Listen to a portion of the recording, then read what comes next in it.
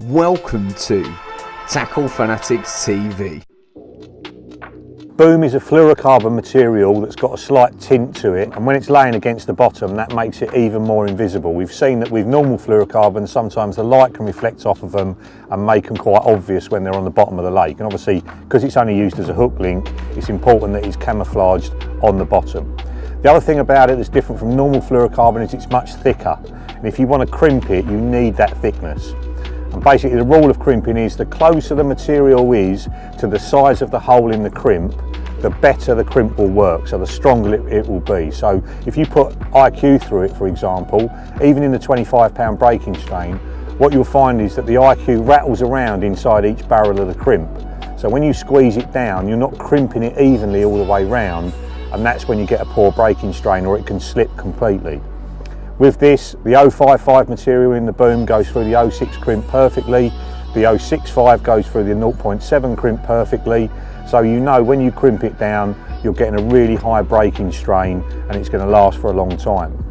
One thing you need to know as well is that the crimps have changed, so the new crimps are made out of a different material. They're made out of copper rather than brass, and they work with the boom. The old crimps don't work. What basically happens is the brass crimps will split in half if they're left under tension for days or weeks. We've learnt that from our own fishing. We've solved that problem by changing the crimps. So if you are going to use boom, you need to be using the new crimps, which are much darker in colour. There's nothing wrong with the old crimps if you use them with hybrid stiff, and if you use them with mousetrap they'll work perfectly fine, but the new boom is basically forcing them apart.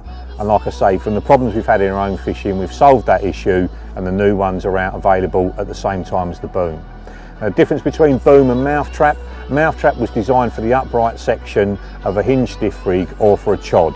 It's much thinner than the boom is, and it's much easier to bend as well and stay bent, which is what you want for that upright section. Boom is meant to be fished straight, and you can steam it straight, or you can put it into rig pullers and pull it really tight and it will straighten and stay straight. And it's just a little bit softer than mousetrap, which I think for the actual boom section of a hook link is better.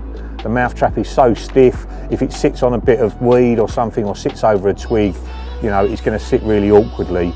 The boom, you know, is that little bit softer.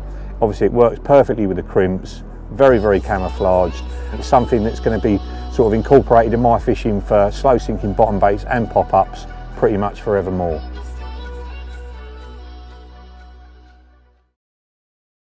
You've been tuned into TFTV. Tackle Fanatics stock an extensive range of tackle and bait from all the leading manufacturers. To check it out, go to www.tacklefanatics.co.uk. Remember, Tackle Fanatics also offer finance to make your tackle purchase more affordable. Tight lines and wet nets from everybody at TFTV.